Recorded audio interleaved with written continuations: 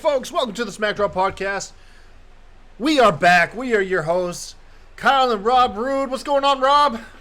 What is going on, man? I'm ready to do this thing. Oh, I'm so excited, man. So excited to wrap up the Heyman and Bischoff shows.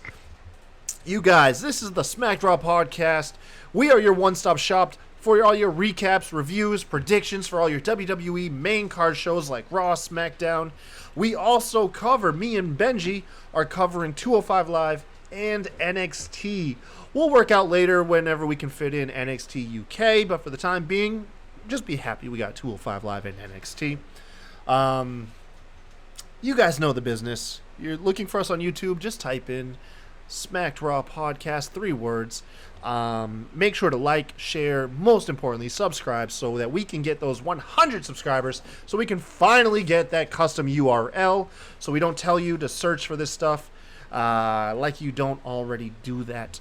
If you want to listen to us, we are in the audio realm at smackdrawpod.podbean.com, and you can also find us on Spotify. God, I just had to get through that one, Rob. Thank you for letting me power through it. What's up, buddy? What's going on, man? Nah, just some of those plugs you just gotta power through them, you know? Yeah, buddy. Oh man, so Raw. We covered Raw last night. With the Paul Heyman takeover, that was well received. General thoughts, man. Tonight was supposedly the Bischoff show. What did overall feeling of the show? Did you walk away entertained? How did you feel? I always walk away entertained. I keep bringing it up, but I will continue to bring it up that I watch wrestling like it's real, guys. And you know what? I enjoy it because of that. I walked away entertained. If we're gonna compare the two, Paul Heyman won by like 5 miles. I got Lance. Raw won by like 5 miles, but SmackDown wasn't bad. Like, if I were to have to rewind time and they'd be like, look, you're going to have to watch SmackDown and this is what it is, I'd watch it again. Let's roll. Okay, let's do this. It wasn't bad, but it wasn't Raw. Yeah, Raw set the bar high, man. Raw did set the bar high. But that's Paul Heyman, man. Paul Heyman's amazing. Like, yeah, I said that since I got back into wrestling. I'm like, why don't I have Paul Heyman writing stuff? Like, the guy's amazing. He's so good at everything he does. It would be hard. And then you mentioned to me, or Benji mentioned to me about how they had him writing it, but he blew Raw out the water, so they took him off. No, that's actually, I forgot to bring that up. Yeah, that's very true. So SmackDown in its what's argued as its best period was when they were having Paul Heyman do creative, and then there was like the SmackDown 6, which off the top of my head, I'm not going to get them all, but you had Rey Mysterio, Eddie Guerrero, Chris Benoit, Chavo Guerrero. Oh God, I can't remember the other two. I'm sorry. I'm kind of on the spot. It always happens when Chavo was a thing. Chavo was. I didn't know Chavo went to WWE. I thought he like backed out once the shit happened. Oh no. Cool. Chavo was there for a while, man. He was Vernon White, which was funny because we see, back in the day that WWE used to do their racist gimmicks where they would play up the stereotypes. If you're black, you'd play up black stereotypes. Same thing with Mexicans and stuff. I'm not going to say what the stereotypes are because then it's just going to flip on me. But that's just kind of what they did. But they ended up doing that with Chavo Guerrero, and he played up a Vernon White, the stereotypical white guy. He come out in like a pullover. He come out on a golf cart. Oh my God, someone was his caddy. Like a big name nowadays was his damn caddy. Oh, it's gonna kill me. I can't remember. But yeah. Chavo was part of the SmackDown 6. Gosh, I'm trying to see who the SmackDown 6 members were, because it's gonna kill me, dude, that I could even forget. Issues. I don't know if Kyle can. I hear you now. This is bad. Do you hear me? Ooh, Kyle, if you can hear me, I'm disconnecting. I'm gonna reconnect. Yeah, I hear you.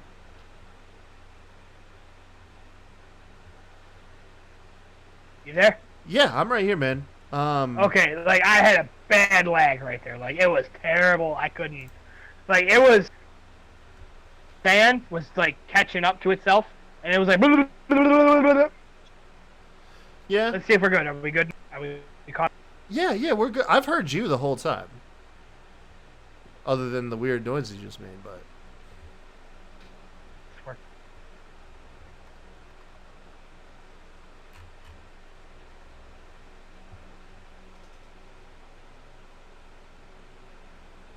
What is going on? Why is this not working?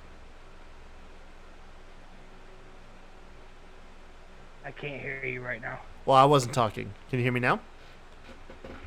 Oh, okay, right on. All right, listeners, sorry guys. My laptop died. It's okay. It's toast. It was actually pretty smooth. I'm letting the viewers, like the listeners, know because we mentioned this on the Raw podcast, and somebody might have skipped the Raw podcast. They might be here with us on the SmackDown podcast. Thank you guys if you are. My laptop died. It's done. The thing's like 12 years old. It's done. Whatever. Kyle is now the producer, and I'm on my phone. So I have no Ethernet. I have no way to boost connection. I'm on my phone. My phone is doing its thing, and I just had a bad lag, like terrible. It's okay, Rob. We forgive you. So I'm done babbling. Hopefully we're good. No, we're good. So while you were trying to fix your tech issues, I was able to humble myself and remember. So the SmackDown 6 comprised of Edge, Rey Mysterio, Chris Benoit, Kurt Angle, and Eddie and Chavo Guerrero. Okay. Yeah. So and during that time, Paul Heyman was leading the ship, and it was good. I tried to look for who Vernon White's caddy was. I can't remember, but I remember he's a big deal nowadays. We'll figure it out. I'm sure it'll be a fun fact for someone else to fill us in on that. Like, oh, I can't believe you remember this caddy was like Dolph Ziggler or something. I don't know. I can't remember. But anyways, oh my God, it's been so long, dude. This whole opening has been really, really difficult. Almost as difficult as what you went through, and that was getting Baron Corbin to unblock you on Twitter. Everybody cheer. Yeah, buddy, it worked. Oh, I got Baron Corbin to unblock me on Twitter. Go back to the Raw episode. If you didn't listen, I will explain what happened and how it happened. It was a weekend and a half the campaign. I had friends. I had people helping me. And it finally happened. Oh man, I'm sure you and Baron, man, are just ready to rekindle your friendship, dude, and we're all happy for you. But let's go ahead and let's get into SmackDown here. We went through our tech issues. We heard Kyle. We heard myself, blank out on the air like I always do whenever I'm trying to think of something spontaneously. I promise you. Meanwhile, I'm sitting here. When that happens, I swear to God, I try to fill it, bro. But I'm like, there's nothing in my notes to fill this spot. Dude, I'm gonna lay in bed tonight and at 2 a.m. I'll be like, oh, that's Vernon White's caddy. Like, I swear to God. I swear. But anyways, this week's SmackDown, man, and it was a good one. So let's kick it off. The night kicked off with a recap of Braun Strowman and Bobby Lashley's incident going through the ring, or not, excuse me, not the ring, but the stage, blowing themselves up. It was a wonderful thing. Then we officially kick the show off with the Kevin Owens show. KO comes out. He introduces Shane McMahon and Drew McIntyre. And they come out essentially just to recap everything that happened on Raw. The beginning aspect of it. They reinforce that they're not scared of The Undertaker. Kevin Owens, who I guess is playing semi-face right now, coyly says, well, that's not what this promo shows, and he runs a promo of them running and hiding from Undertaker when his entrance hit. And that was kind of it, man. I was like, this is just, you can tell what this is. It's just recap for Raw. That's all it's serving, is just showing you what you missed on Raw.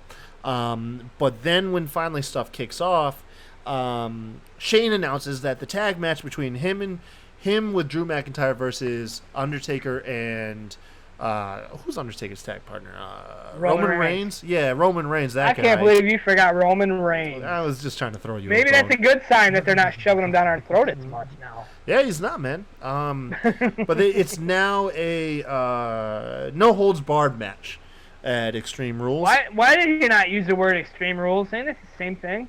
I think because they advertised another Extreme Rules match, so essentially, like, it's just another a hard... Extreme Rules match? Oh, that one that Baron Corbin and Lacey Evans are about to take the titles. Okay. Oh, Jesus. Oh, my God. Let's get into this. See, nowadays there's like 3 or 4 different ways you can label a hardcore match, and I think that's just to make it sound like they're not repeating the same match on the show. But that's just a topic for a different time. You imagine how people popped in the '80s though? No holds barred. How weak that sounds. People like, oh my God. Nowadays it's like, well, is it gonna have ladders and chairs and chainsaws and brass knuckles and chains? Then it's not hardcore. Get out of here. Get out of here. We're so spoiled. But then, shortly after the announcement of the No Hold Barred match, we get Dolph Ziggler. He's not going away. Well, hey, he wasn't in with Kofi, though, so I'm okay with that. I was tickled by Kevin Owens. So, like, Dolph comes in, and he starts talking, and it sounds like the same old Dolph, and Kevin Owens was definitely the voice of the people. He essentially was just screaming, like, shut up, we don't care. Like, it should have been you, but it wasn't, get over it! Yes, oh my God. They had some back and forth. Kevin Owens saying, like, Dolph, it should have been you 8 years ago, but it wasn't. Dolph saying that the only thing Kevin Owens looks like he's won is a hot dog eating contest, which Kevin Owens hits him with the burn of the night. He's like, you know what? At least I won a hot dog contest instead of like a sport which you can. I don't know. I'm lost, man. I'm laughing thinking about it, man. It was so good. Said, if it was a hot dog eating match, I'd win. I'm like you in a wrestling match. Oh my God, it was so good. I did like it. Kevin Owens definitely handled the initial the initial groaning feeling when Dolph comes out, because it's they got to know, like, man, people hate Dolph, but we have to use him, and Kevin Owens transitioned because it became intriguing afterwards. I was like, all right, I can't wait, because like Kevin Owens was able to say what we were thinking, and that helped embrace the segment. It ultimately ended with him and Dolph bickering over who should be next in line for a title shot against Kofi. I guess they're just assuming Kofi's going to get through Samoa Joe. Shane says, none of y'all, but I'll definitely help you out with the title match. I'm going to hook y'all up in a tag team, and if you can get through Heavy Machinery, then you guys will be inserted into the triple threat tag team match against the Planet's Champions and New Day. Winner between Heavy Machinery and Kevin Owens and Dolph Ziggler will be inserted into that title match at Extreme Rules. So I was like, all right, we got that to look forward to. What was your take, man? What was your take? My initial thoughts were, oh my God, they're about to push KO and Ziggler. Like, I was happy about that. I'm like, let them, be pushed. Let them win some titles. Strange and keep bedfellows. Ziggler away from Kofi. Like, I don't like Dolph Ziggler and Kofi. I don't like it. I don't like it one bit. Go away. Kofi and Joe, cool. I'm down with that. Kofi and just about anybody else in the WWE. Cool. But Dolph Ziggler, Kofi, come on. Like, anyone else. Rewind to Kevin Owens. Boom. You got the entire WWE universe is feeling on Dolph Ziggler. I like the heel guys. I mentioned it this episode. I think if I didn't, now I am. I like the heel guys. I mentioned it in Raw. I've learned to like the heel guys. The heels are just so much more fun to watch. If you're a wrestling fan, heels are awesome, dude. I don't want you to be a heel. I don't want you to be a face. I don't want you to be... Remember what I used to say about Baron Corbin? Dolph Ziggler times 1,000. Come on. Yeah. Like... No, honestly, I was marking out when Kevin Owens went off. He's like, "You should have been you, well, it wasn't. Get over it." Like your angle is. I think that might even be part of why I don't like him. Your angle is stupid, man. It should have been you, but you weren't there. I mean, that's all there is to it. And that's again coming from me watching wrestling like it's real. Like, yes, he was written to not be there. Well and good, but I watch it as you weren't there. Where were you? You want to, Kofi's battling and doing what he should do to eventually end up being a champion. Come on, be like, Kofi, you're a piece of shit. You don't deserve it. You weren't there. That's it. That's all there is to it. Drop it.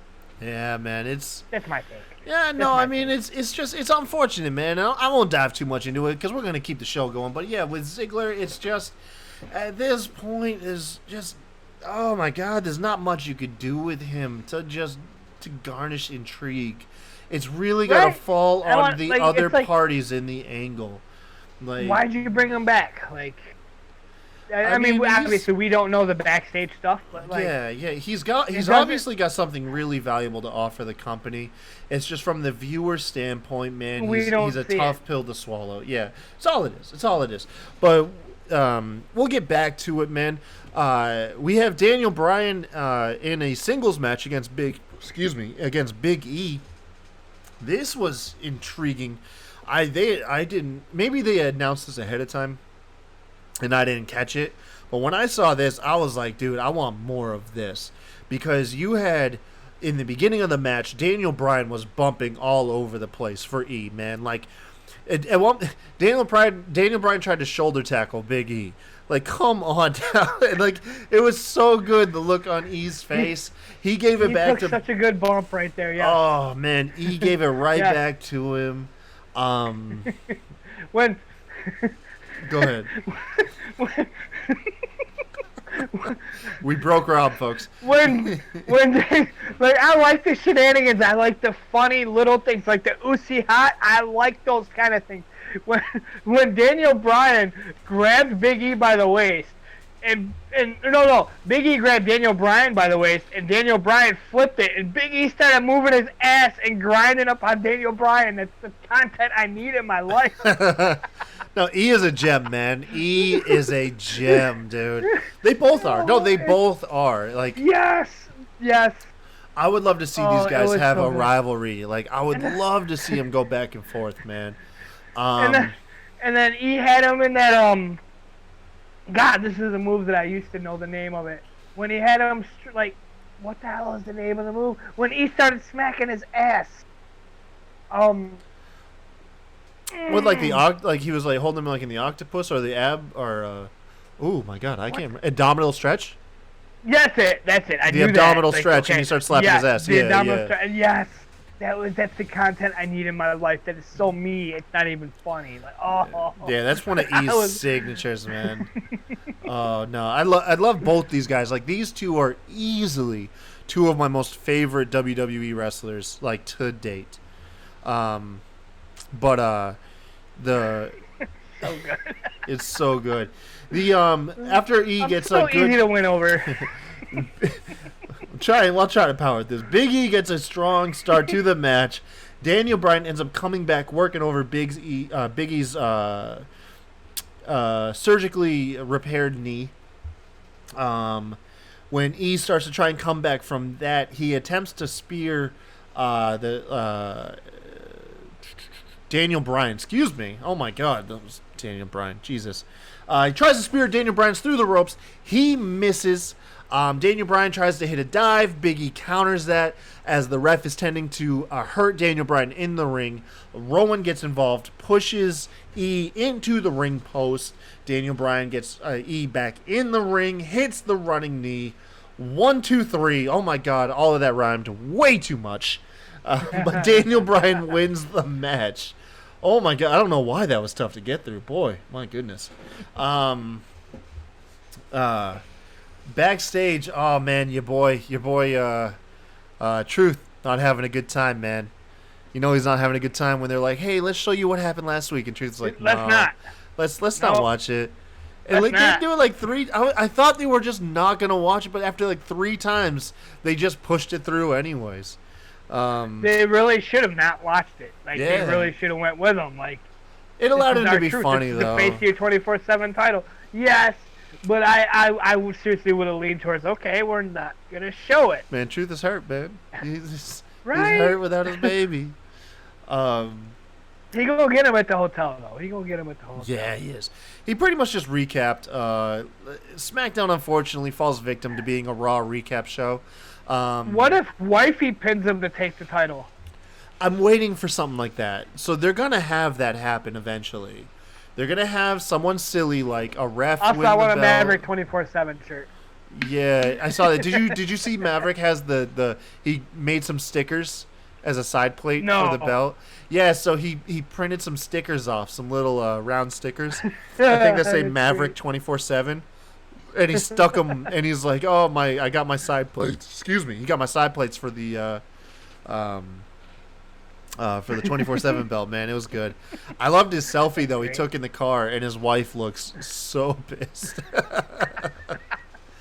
Oh my gosh. Oh, I absolutely love that title. I really do. It's so good. It's so mean. Dude, look It's how so mean. many people shit on that belt when Yes. it was unveiled, and now look at everybody just like, this is the best thing going on WWE right now. This is It's the so- best it's damn so thing, good. dude. I don't think I've seen a single hater in the last 2 weeks. Like, I have seen some people hold out that it's stupid, but I feel like in the last 2 weeks, they've just given up because too many people are enjoying this belt. The segment just served that purpose, to recap Raw of Truth losing the belt. I did like that he called the belt the 7-Eleven European TV Championship. It just keeps adding different titles to it. But he unveiled that Maverick is in San Antonio, Texas, where SmackDown is being taped right now. And Truth is coming for him. So this obviously is going to have... This right here is going to be social media for the week. Yes. You know, that's what's going to fill us from SmackDown to Raw next week. I can't wait to see what comes out on YouTube and Twitter between the two of them, man, because it's so good. So good. Hey, man, do you want to take on... I didn't ask you ahead of time, but do you want to take on the Nikki Cross segment? Because this is your girl. I can give a rundown of it. Okay. Basically, Alexa Bliss finally gives Nikki some... sorry. Finally, like, Put you on not the that spot. she hasn't been giving her... No, you're good. I just had a cough. Okay. She finally gives her the recognition she deserves. Not that she hasn't been, but she finally says, look, you're going to take my spotlight. Alexa Bliss gives Nikki Cross the lead on this is the Moment of Bliss. That's what I can't believe I forgot that name. It's my bad memory I keep talking about. Moment of Bliss. So Nikki Cross comes out, and I want to say it's in my notes. That microphone looks legit bubble wrapped, man. They did such a bad job on that microphone. Did you happen to notice? Oh, that? I did not notice the microphone was messed It's up. supposed to be gemmed out. Like it's gemmed Oh, like out. it's supposed to be like bedazzled. Yes, but it looked like bubble wrap to me. Oh Like, shit! it I'll was have to go so back and freaking look bad. at it. It was so bad. But Nikki comes out and she sits in the chair. She's all happy because she finally gets her opportunity to be the star and be in the spotlight. And she basically calls out her own accent and says, "Look, guys, I'm from Scotland. I'm gonna slow down my accent." And she did, and it was so hot. Oh my god, She was so charming. Oh, it was so good. She did such a good job. She slowed it down. We understood what she was trying to say. She brought out Bayley, and her and Bayley did their thing. I do want to bring up, I don't like Bayley on the mic. Is it just me, or does she just not have a microphone voice? Like, it's not because she's bad at promos. It's not because she doesn't know what she's doing. It's just her voice in general. She shouldn't be on the mic. Like, I don't hate it, but if I was gonna say, look, if you're gonna take like promo skills and put them from like a 1 to 10, I would probably have Bayley around a 4. So I mean, I would put her on the weaker end. She's not terrible, but I mean, it's not even. She's not Like, well, I don't even. But I think when she's talking, I don't pay attention to what she's saying. Well, you know Like, what? You know what the problem is like you said on the last episode, is faces are a lot easier to enjoy when they're chasing the title, and Bayley unfortunately falls victim to that. In my opinion, I don't hate her as a champ. I love Bayley. Like I really do. Yes. She's not my favorite female wrestler, but I do love her to death. She's up there. But she is the quintessential underdog. She's not the Daniel Bryan who's the underdog and then became the franchise. She still strikes me as an underdog who happens to be champ. And they don't play her like that. She She seems like it's so convoluted. It feels to me like she's trying to portray a franchise when she really comes across as an underdog, regardless of her having the belt or not. And that's what I think is throwing me off, and maybe that's what throws you off. Maybe you just don't like her voice. Maybe you just don't don't like her voice, man. Yeah, it's maybe that's like she's from California, you know. It's not that I don't like her voice. It doesn't fit in the wrestling world. I guess that's what I'm trying to say. Like, she starts talking, and I don't hear wrestler. I don't hear promo. I don't hear shit talking. She's good as an underdog. Like, her promos really come through as an underdog. Because she doesn't come across as the strongest person, but she comes across as passionate. I mean, maybe, like, I'm probably overlooking it. Like, in no way, shape, or form am I criticizing her. It's just when she talks, I'm like, this is not... Like, her voice is weak. Her voice, I don't know. I can't really pinpoint it. And it's actually in my notes that I can't pinpoint what it is. So maybe if somebody out there listening can comment and tell me, maybe you guys hear it too, what it is about Bayley's voice. It's not what she says. It's not her promo skills. It's not what she talks about. It's her voice. Yeah. That's what that's what it is. But anyway, Bayley starts talking, and Bayley asks Nikki, why aren't you getting a title shot? Which is valid. Like, absolutely. Nikki's out here doing all the work for Alexa. Hey, Nikki, if you win this match, Alexa gets a title shot.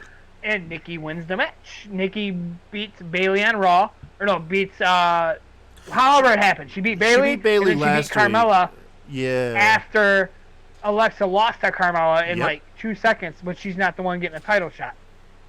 No, and I got my Echo Dot over here telling me that Carmella is a city in somewhere.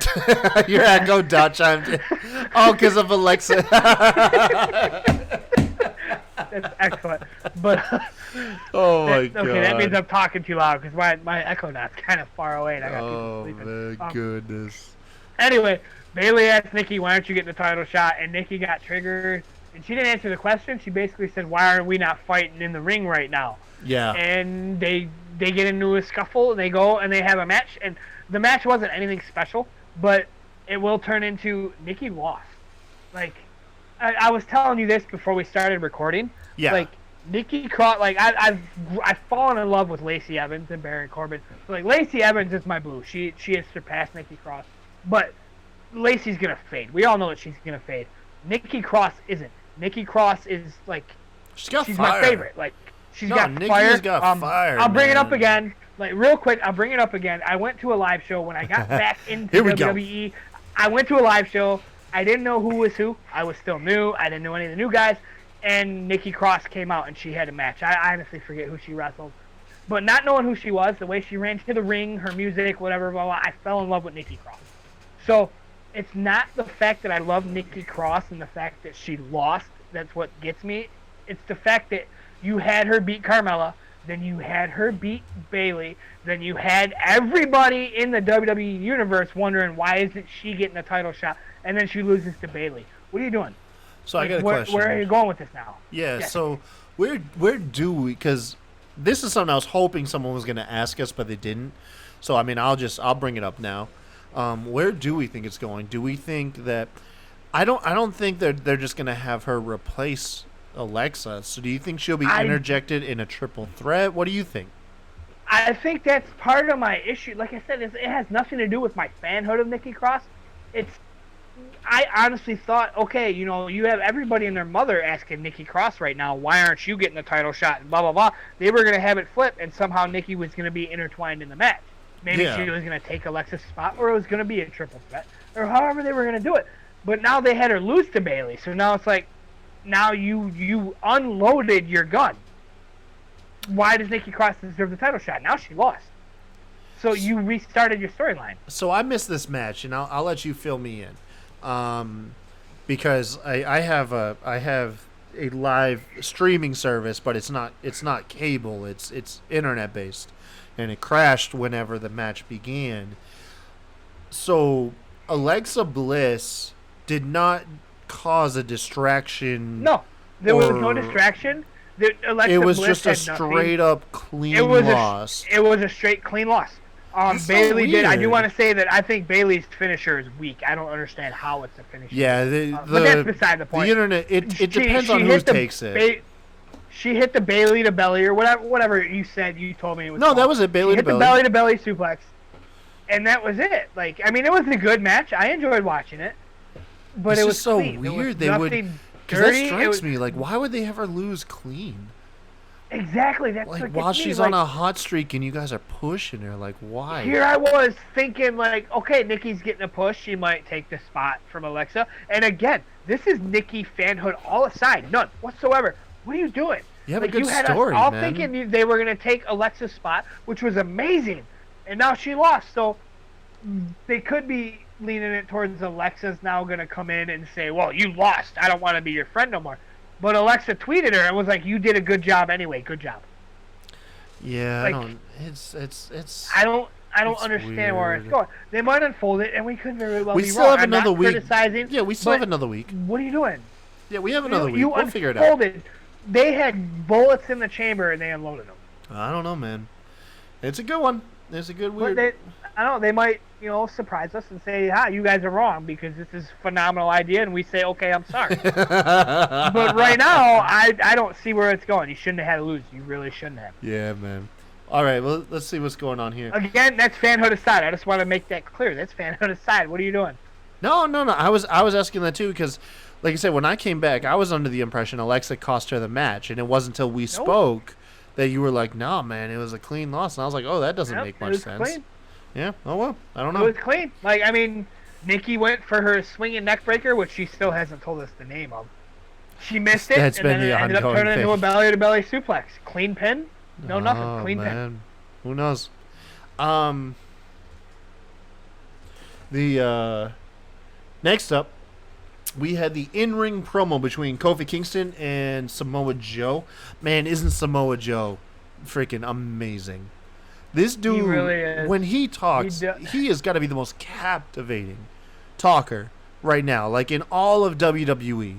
Like, this dude is so articulate and such a, I don't know, like a linguist. I don't know how you put it, like how he has with his cadence and the words that he uses and his swagger, everything about him. He's a master at the promos. He really, truly is. I mean, he said, God, man, I was gonna write down the announcer's name, the chick that introduced The them. girl that he dismissed. Yeah. Yes, like the way he dismissed her. Like, I should have wrote it down. I really should have. I was like, I can remember that. No, I can't. No, But whoever was in the ring and the way he dismissed her was absolutely amazing. Like, if you don't want Dude, he is repercussions so or whatever the hell he buttery smooth, man. said, it was amazing. Like, and honestly, this personal segment to me made Kofi look bad. Like, I mean, not bad. I don't but think Joe so. took this segment like I Kofi think- was not near as good. I think it added. I think it added to Joe. I think it also added. I think honestly, it added to Kofi. I don't think it made him look bad, but Joe's gonna be hard to match on the mic. But I think Joe in his, in the promo added to Kofi. And what I mean by that is, so. What Joe does is, during the promo, they do some of the basic stuff. Joe flips the script on Kofi and tries to bring Kofi down to Joe's level as far as using people. And he says, you use people in a more clever manner. You use them with your charisma, and they help you based off you're such a great guy and your charisma, but at the end of the day, you're still using them. And he's like, that makes you no better than me. And I was like, that's a really good take. It's a really good spin. But then he adds the cherry on top at the end of the segment, which is Joe vowed, I guess this only made it to the WWE.com, like the internet service. But on Raw, Joe proclaimed that anybody that stands with Kofi is going to be attacked by Joe. Essentially, that's just what that's what he said. If you stand as Kofi's ally, I'm going to destroy you. So Joe's idea is that he'll expose Kofi with one simple gesture. Shake my hand, and I won't attack your buddies. I won't attack your allies. You shake my hand in the middle of this ring right now, and I promise you a truce until Extreme Rules between me and all of your friends, you know. And at that point, you know, Kofi obviously getting laid into promo wise, which he didn't look like a punk, but I mean, just like I said, Joe is just so damn captivating on the microphone. It's amazing. Kofi has to give it back to him. He refuses to shake his hand, and he gives him the bird right to his face. Yes. Gives him the middle finger, carrying on the whole attitude from Monday, and it was good, man. It was so good. Joe played his part like to a T. Kofi, I mean, you couldn't have asked much more of Kofi. Kofi did give it back to Joe. Kofi, you know, laid out like that he lost a lot of matches, but really it boiled down to like, I did it by myself. Yeah. Like, the matches he won, I did it by myself. Yeah. I do want to plug out that earlier it was when they started out talking about what happened in Raw with Lashley and Strowman. Lashley tweeted a video from the local medical facility, basically saying that Braun Strowman's blah blah blah. What he did is blah, did we miss that? I missed that, didn't I? Yes. My bad. Which is fine. He basically just talks shit. I mean, your average talking shit. No big deal that it was missed. Right. But the reason I'm bringing it up is last night we had Corey Graves said holy shit, like plain as day. It wasn't censored. Oh Kofi Kingston flipped off Joe, wasn't censored, and then you had Bobby Lashley talking about, he said hospital. He used the word hospital. That's true. And he basically said he's going to hunt him down and kill him. So I mean, it's not much. No, actually, I got that here. It actually took place a little bit after the segment, but we'll cover it now. Was it? Okay. Yeah, no, it's all good. It's all good. 3 or 4 things that you wouldn't have heard last week. Yeah, because he called him a son of a bitch. That's the reason Yes, that's what it was. That's the fifth thing. Because like somebody on Twitter called that out. I tweeted something. Somebody was like, "Yeah," and he said, "I'm gonna kill him," and he said he called him a son of a bitch too. So I just want to plug that, like, we're leaning towards more of the edgy stuff, which is awesome. Yeah, as long as you don't use it as a crutch, but it's good. No, it is good. Yes, don't like constantly do it. Like, you can't bring the Attitude Era back. It's not gonna happen. Oh God, no. Plug them. You know, keep it coming slow and steady. And, like, I'm happy. Just sprinkle it in, kind of like you would never douse your meal in salt or pepper. You just add a little bit. You know what I mean? And it adds to it. That's all it is. After Kofi flips off Joe attempts to attack Kofi. Kofi nails him with the Trouble in Paradise and stands tall. Afterwards, we get a couple brief things here. Heavy Machinery interviewed backstage. They're excited for the championship opportunity because, remember, they're facing off against Kevin Owens and Dolph Ziggler in the main event. The winner of that will be inserted into the tag team championship match at Extreme Rules. It'll be a triple threat along with the New Day and Daniel Bryan and Rowan. Apollo Crews also backstage is advertised to be facing Andrade up next. The one thing that stuck out to me here, there was nothing here. It was just a simple little Apollo Crews walking through the hallway. Has he always had that goatee? I don't know why, but the goatee looked different to me today. Like, I was like, man, I'm either crazy or Apollo Crews doing something with his facial hair. I don't know, man. It was a silly observation. I can't answer that. Honestly, like, I knew Apollo Crews was a name, but if you were to, like, have me point him out in a lineup before tonight, I couldn't have done it. I don't know. I don't know. I had no idea what he looked like. So, just saying. Well, we then cut to that iPhone promo, but we already covered it, so we'll skip that now. Word. Then we have the match between Apollo Crews and Andrade, and this match suffered due to the commercial breaks because the way it was paced was you had, like I said, Apollo Crews, walking through the hallway. They advertise the match. They cut to commercial. They come back. You get the Bobby Lashley iPhone promo. Then the match starts, but the match only gets like 30 to 45 seconds in. It feels, I could be exaggerating. but it feels it's like only a minute in.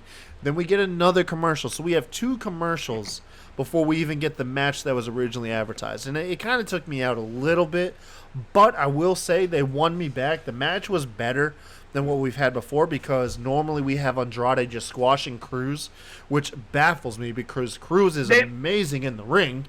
They made it seem like it was going to be a squash. Like, yeah. I don't remember if it was before or after the commercial breaks you're talking about, which were there, but they made it seem like a squash. I forget what it was, but I hit thought, the double knee right out the gate. 1-2.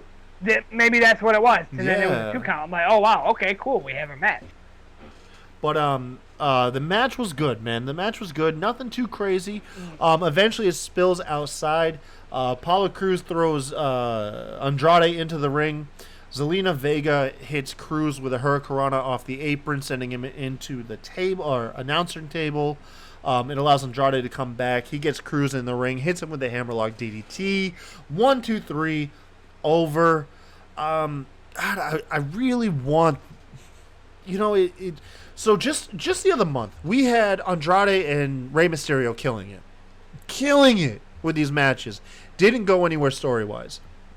They need to let Andrade and they need to let Cruz just have some type of basic good story that culminates with very good in-ring stuff because they both are capable of great in-ring work. But it just seems like with these 2 guys, you've got Andrade squashing people in seconds, but it doesn't go anywhere because they're not portraying him like a Braun Strowman, And then you got Cruz, who's arguably amazing in the ring, and he gets taken out quickly. Like they never get time to breathe, and that kind of is like the biggest misstep in my book as far as SmackDown, but it's probably larger than SmackDown. Just these 2 guys in general. They need more time. Like, they need more time in the ring because they're probably 2 of the most entertaining guys to watch wrestle. And that's why we watch wrestling, man. Well, Rob, I know you like the soap opera stuff sometimes, but most of us want just good wrestling in our wrestling, okay? It is funny that was it this episode or last that I was bitching about the soap opera stuff? But yes, at times I do like it. Yeah. I do like it, but yes.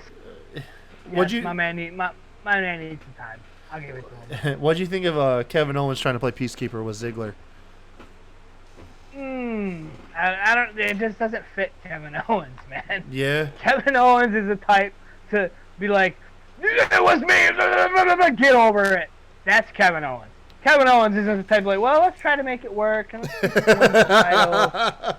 let's try to be friends. Let's shake hands. Nope, that's not Kevin Owens. It just doesn't fit him. Kevin Owens can never, ever be a babyface. I enjoyed his 2 weeks of being a babyface with New Day. Right. That's about it. Like, once he flipped, like, it was so perfect. If they could do everything as perfect as they did that, they'd be on top.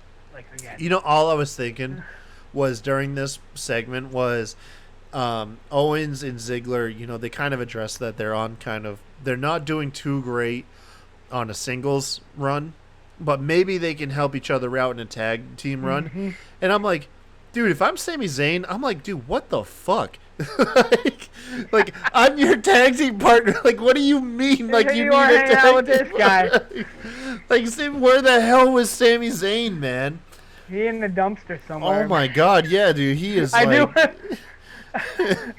want to say that after this segment, which you just explained it was basically Kevin Owens, like, dropping the whole get over it thing to say maybe we can coexist and become tag champions and get our tag team shot. And freaking Dolph Ziggler's like, no hot dogs. And then after the segment's over, like, Kevin Owens is like, okay, let's coexist, and he walks away, and Ziggler's like, no hot dogs, and then freaking Kevin Owens comes back, and Ziggler's like, okay, after hot dogs.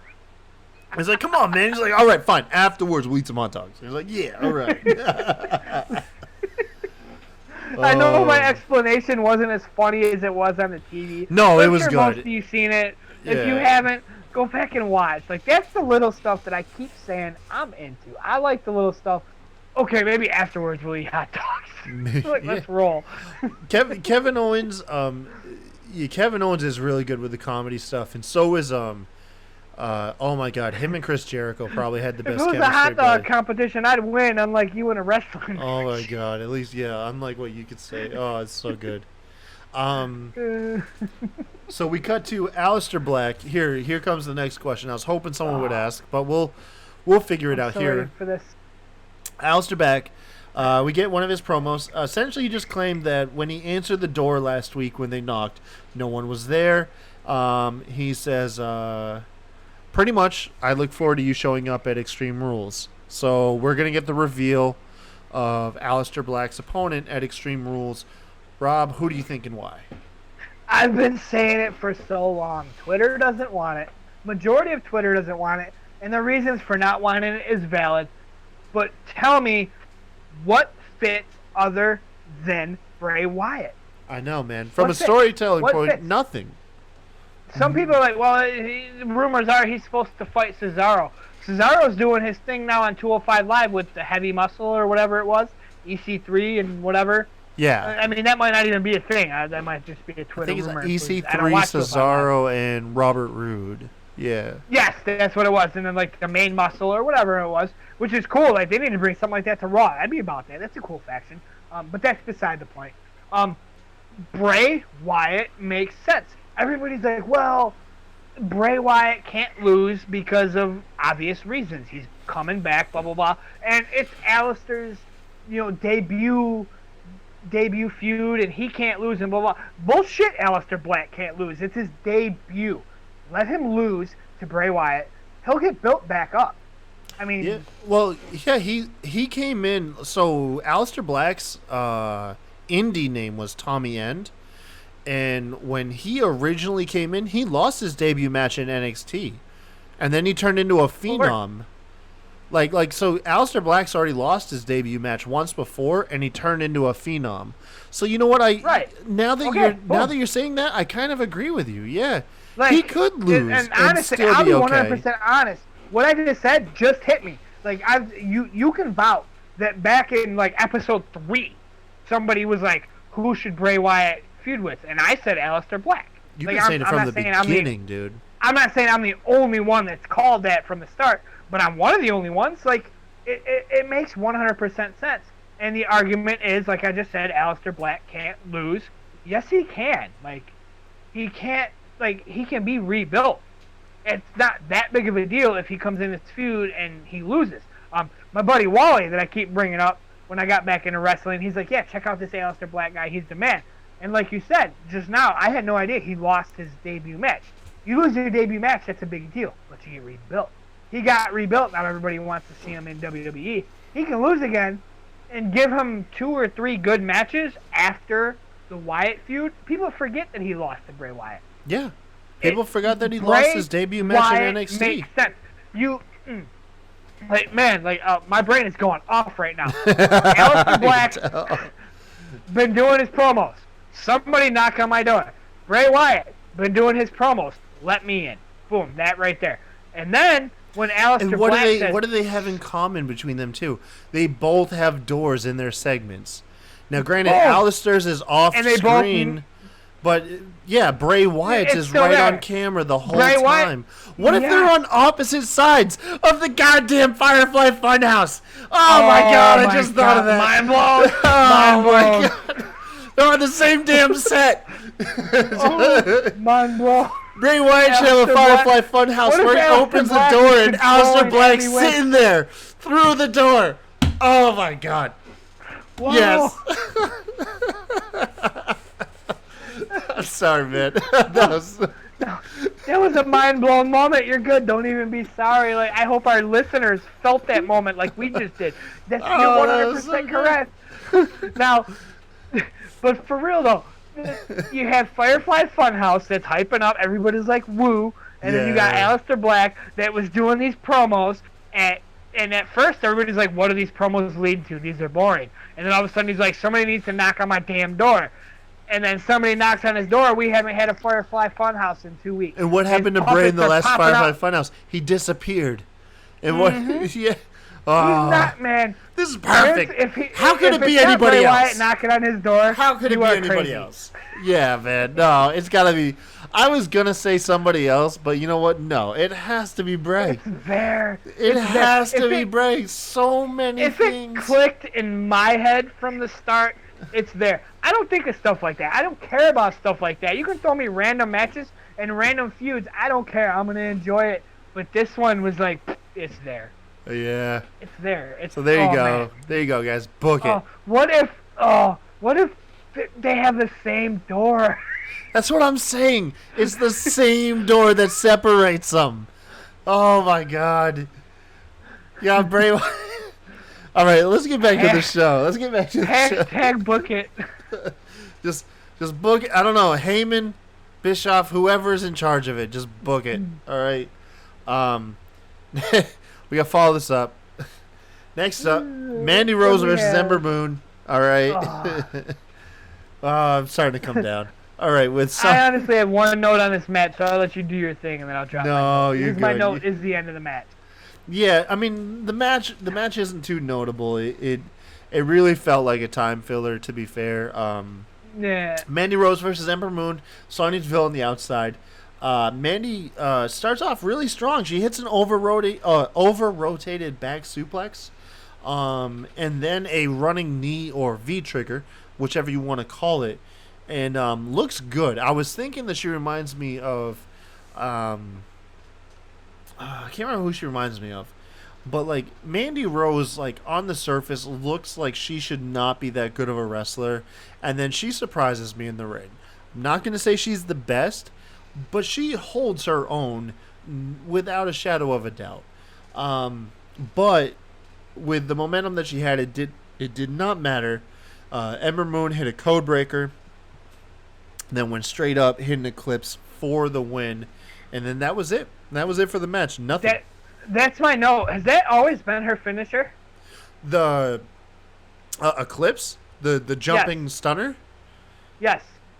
Yeah, man. It's the best finisher in the game, bro. Like, oh my God, this is my first time seeing it. That's why it's in my note. I marked out so hard. I'm like, oh my God, that was amazing. No, that because finisher I keep is saying I'm an freaking Attitude Era awesome. guy. And my favorite finisher is Sweet Chin Music. But that's because my boo is Shawn Michaels. Like, off record, which I'm on record right now, I'm aware, but off record, the Stone Cold Stunner, man. Like, the Stone Cold Stunner, that's the stunner, that's the thing. And then I'm like, oh my God, that was a super stunner. What did I just witness? Yeah, I marked out, oh my so God. that was the your first first Eclipse. That's cool, man. That's special. I popped, like, on my couch. I just looked at my couch as I said that. I popped. I'm like, oh my God, that was amazing. Like, I can't believe that I got goosebumps when I seen her hit that. And then, like, in the back of my brain, I was like, if she kicks out of this, I swear to God, Vince, I swear to God, if she kicks out of this. And then she didn't. And it just made it so much better. Because we live in an era where a finisher isn't a finisher anymore. Man, when she got that 3 count off of that, like, oh. I'm sorry I'm rambling about it, guys, but Jesus Christ, it's the first time I've ever seen it. That is absolutely amazing. Yeah, like, I don't no, think the Sweet Eclipse Chin Music is is my dope, favorite man. finisher anymore. It is like, seriously good. Oh man! And Ember Moon herself is an incredible wrestler. She's very fast. I think it's because she's so young, they're not doing too much with her right now. I think that they're just holding off while they can get other stars, get their roles in, and just buying their time. Because when Ember Moon, like, there's no guarantees in the business, but Ember Moon would be so easy to book to be on a tear because she is phenomenal. She's like the female AJ Styles, bro. She's damn phenomenal in their damn ring. Okay. Speaking of phenomenal, this next segment was not phenomenal. What the hell is going on with Shelton Benjamin?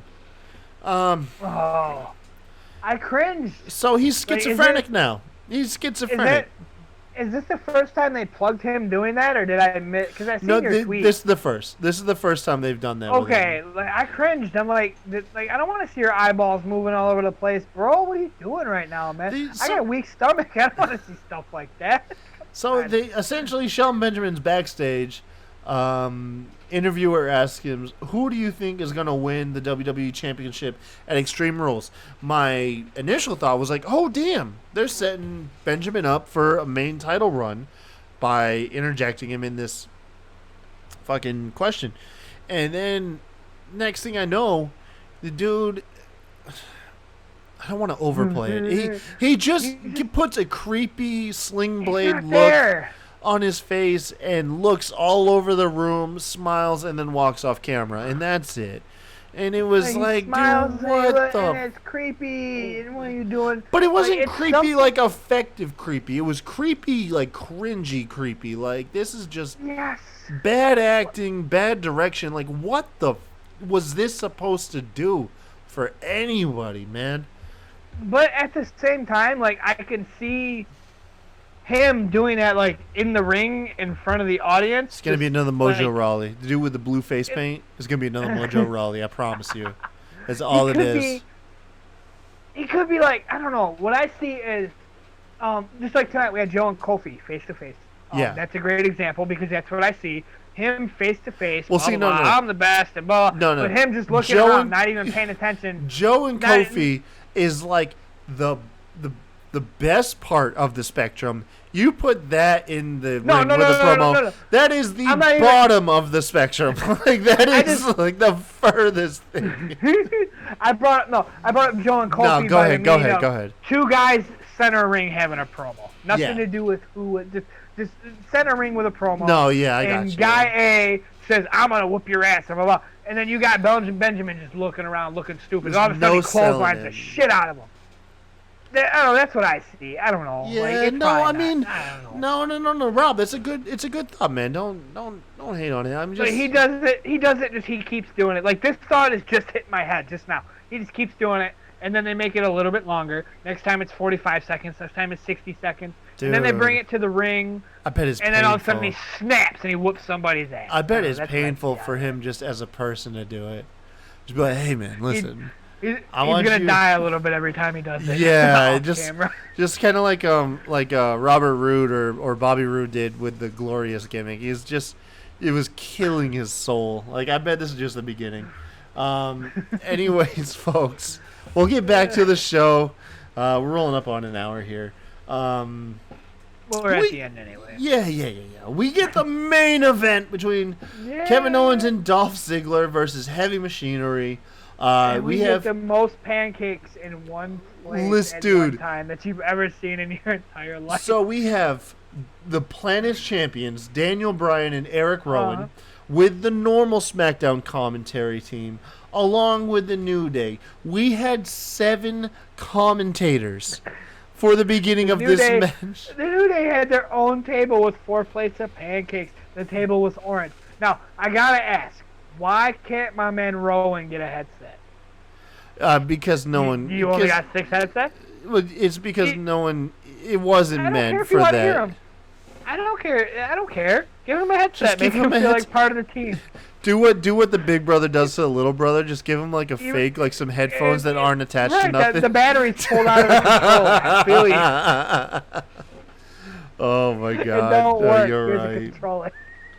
The match started. I couldn't really tell what was going on in the match because there was so much bickering going on between Daniel Bryan and the New Day, to the point that Xavier Woods, I think it was, jumped up and attacked, I want to say Rowan. He attacked one of the members of the Planet's Champions, and then eventually it led to a brawl on the outside. Never actually interacted with anybody in the actual match, which, by the way, a reminder, Kevin Owens, There was a match going on. Kevin Owens, no, there was a match going on. It was Kevin Owens and Dolph Ziggler versus Heavy Machinery, but all the action was going on between New Day and the Planet's Champions. Maybe this was setting up for no wrestling during a commercial break? Oh my god, maybe you're right.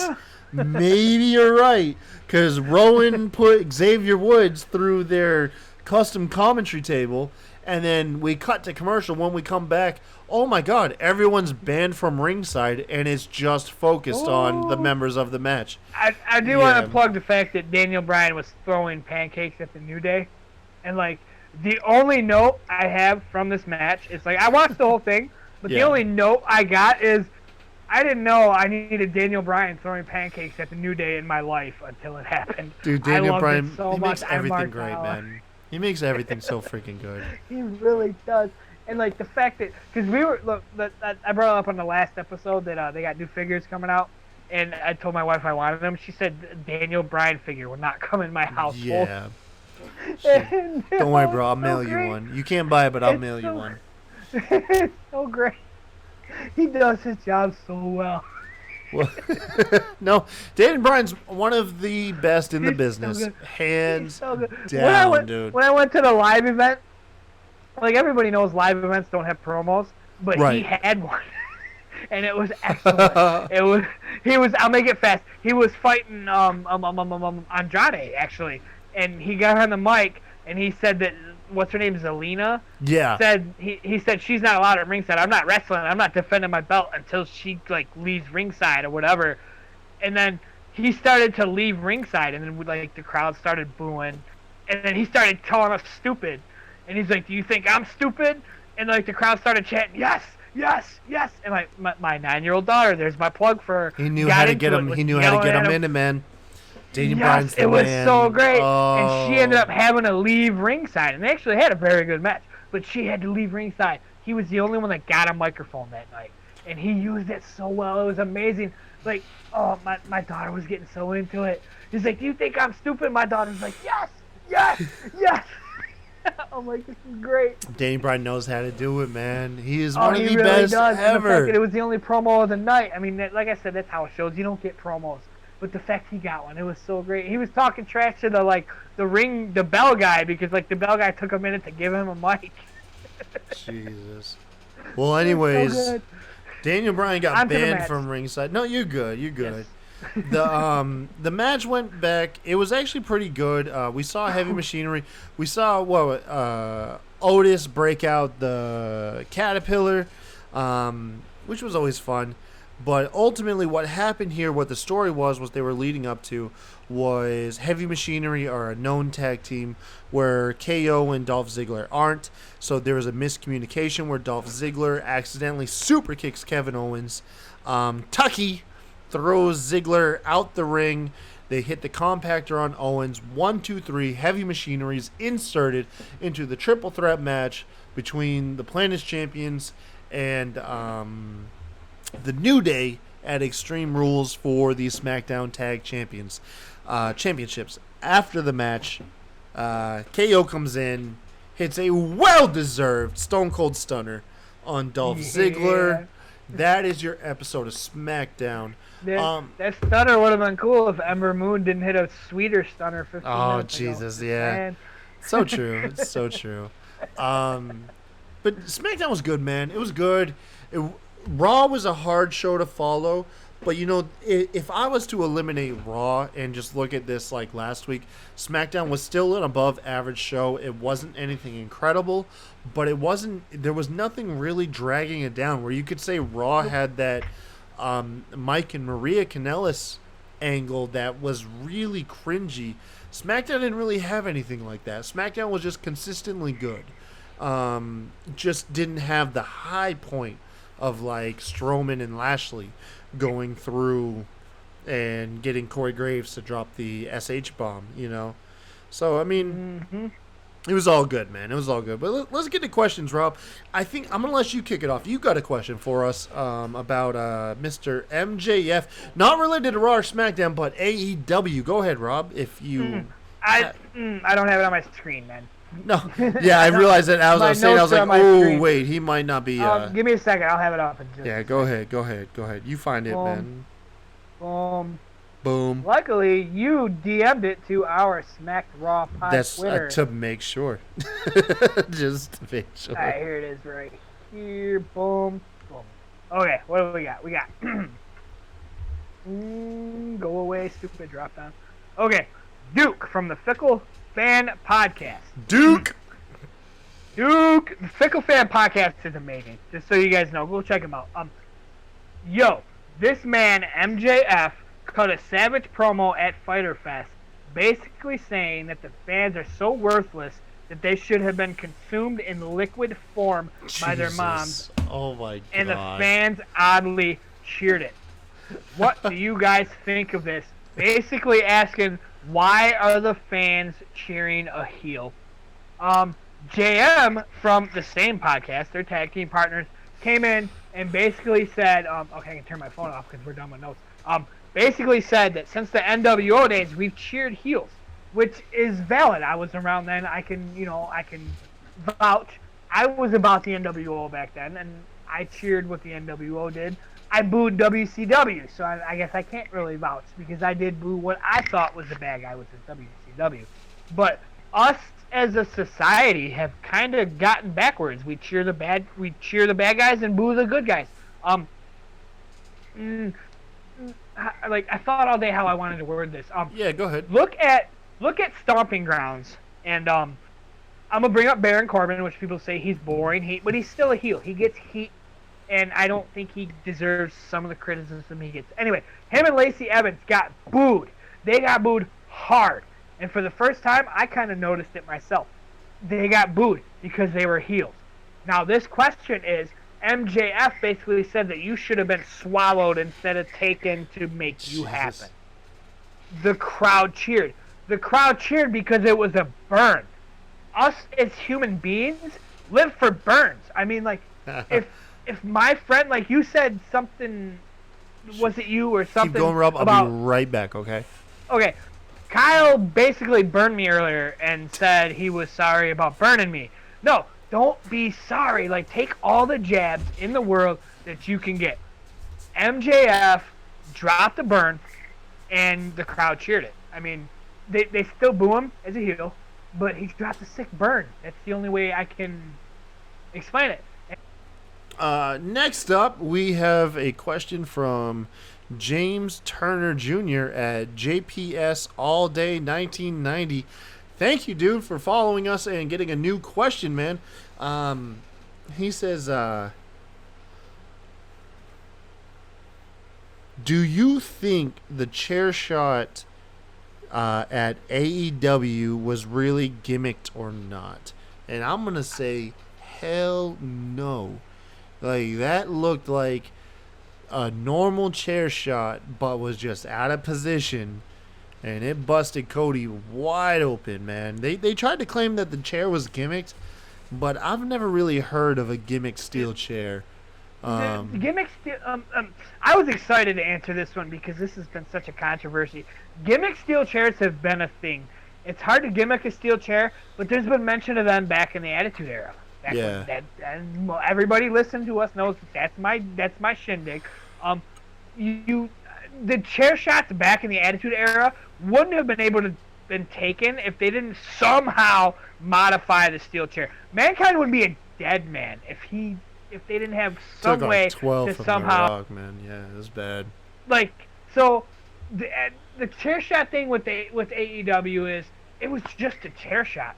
I don't think it was worth the complaints. Like, I honestly think that they meant for the chair to give, but it didn't. People are trying to say that AEW now thinks chair shots are a good thing. I honestly think, no, that's not the fact. Cody said, look, I'm going to take a chair shot. He didn't stand backstage and say, I'm going to take a chair shot, and then I'm going to take a chair shot next pay-per-view. And then when we get our TV deal, I'm going to take one a week. And then you're going to give me one in backstage.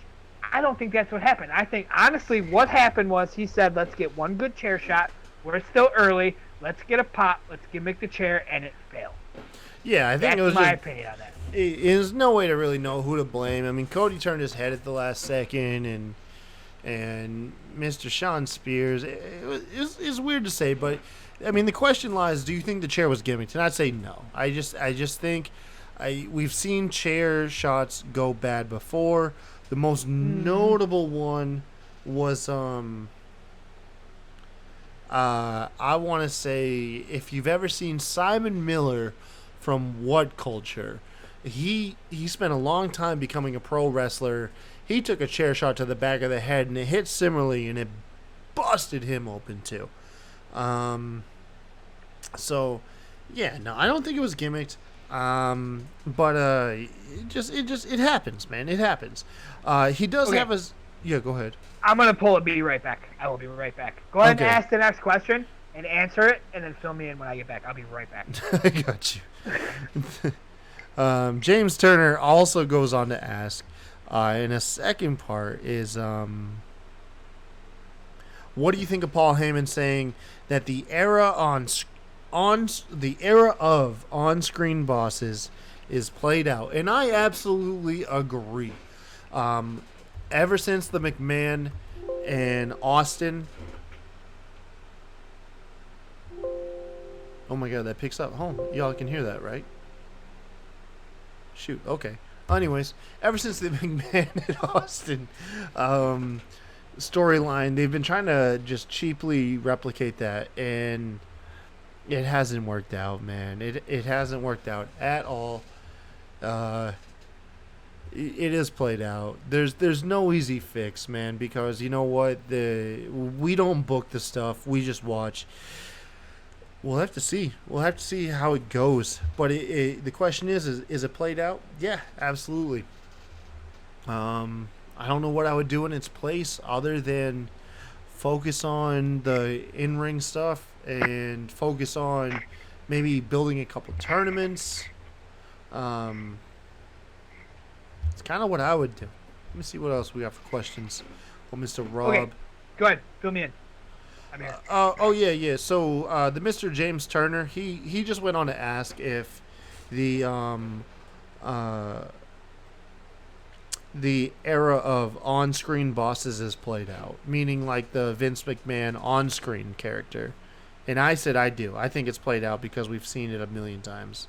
Yes. It got played out after the Attitude Era. Like, Pretty Attitude much. Era Vince was amazing. After that, it was, I don't want to see it no more. Yeah, they've been chasing it ever since, and they just can't replicate the magic, and that's all it is. You'll never do it in a million years. Let's see here. Got the next question.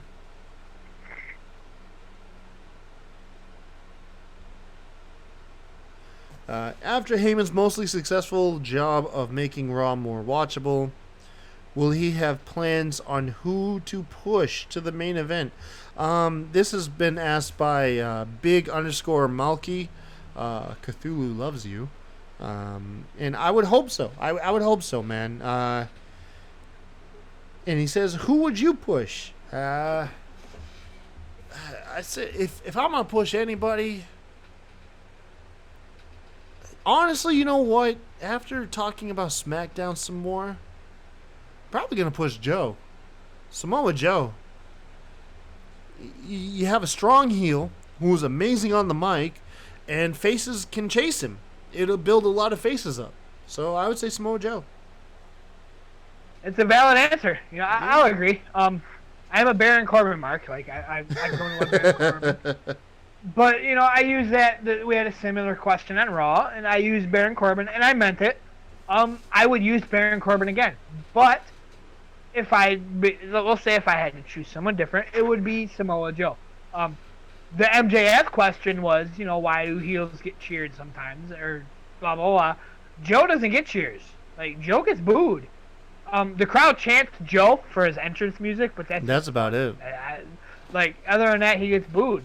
So I think Samoa Joe would be the thing, and that ties into what I said about why I would push Baron Corbin, because your faces are better chasing the title than having the title. It's good to see them with it, but more people are going to tune in to see if they get it, rather than see if they retain it. And going back to the MJF one, I just realized I missed the end of that. I would say that if you want to justify why fans cheer for good insults, is because I would say sometimes people aren't taking it personal and they're just hearing an insult for an insult, like Exactly. You're a mama joke, and that's all it is. Right.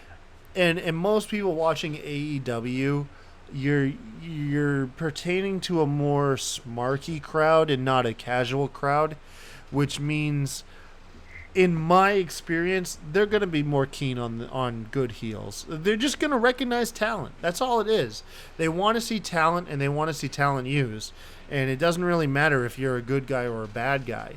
For the most part, you can write it in a way that'll get people to respond.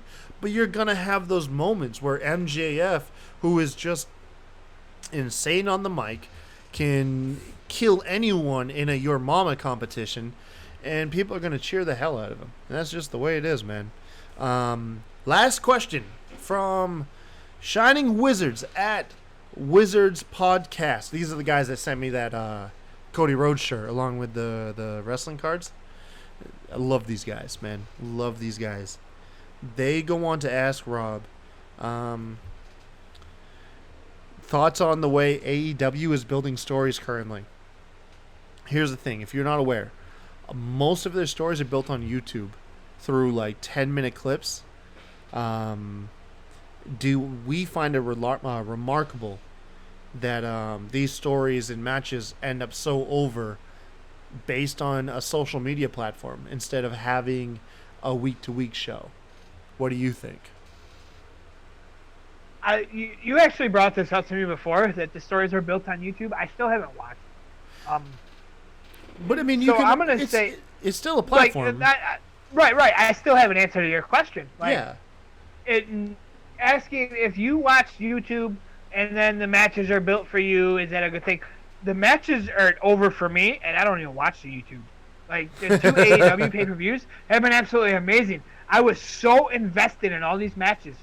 Now, Fight Fest, I did fall asleep. I brought it up. I'm old. I wake up early. I fell asleep. And I didn't go back and watch it because I don't like spoilers. I know who won.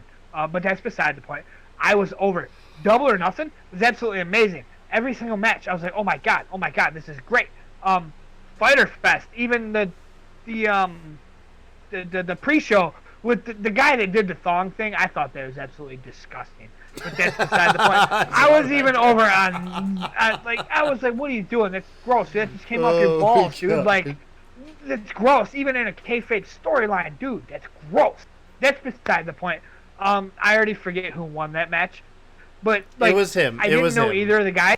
I didn't know either of the guys, so I was over on both. I'm like, oh, get the 3. Oh, get the 3. So with their storylines, I don't even need the storylines, and I'm over on the matches. So I couldn't imagine watching the YouTube and knowing the storylines. So with what they're doing with me, yes, it's amazing what they're doing on YouTube if I were to watch it. Yeah, it's a combination of both, man. It's so no matter what platform you're using, if you have a large enough following and they're watching, that's your chance to get your story going. You know, whether you're on TV, because you got to think about it. WWE's got a much larger roster, and they have 5 hours of weekly television for you to get your stories in through maybe a little bit longer than 10 minutes, but still, it's increments. So you get your following, you have your platform, bam, there's your story. But what AEW has over WWE so far is the consistent, fun wrestling in the ring. And Rob, that's what it sounds like worked for you. You didn't hear a damn thing about the stories leading into this, but they were so good in the ring that they captivated you. Mm-hmm. So that's what it is, folks. And it's cool, man. It's cool that we have wrestling that can work on cable. We have wrestling that works on YouTube. And then we have wrestling that works for people just wanting to be entertained with what's going on in the ring. Folks, that has been the SmackDown podcast, recapping the SmackDown episode. My name is Kyle. Thank you so much. Rob, let them know. You know what? We didn't even tell them last time. Rob, where are we on Twitter, bro? 2 words, can't see me. An account that is no longer blocked by Baron Corbin. That is damn right. You know what? That deserves a damn cheer. Hold on 1 second. Bam! Yes! You're cheering for Rob right there. He ain't blocked on the podcast. Guys, my name is Kyle. You can find me at The Kai Tai Show. Don't forget Benji. He is at Calavera Comedy. You guys follow us. Thank you. Next time, make sure to tune in tomorrow when me and Benji cover NXT and 205 Live. You guys have a wonderful night. Yeah, buddies.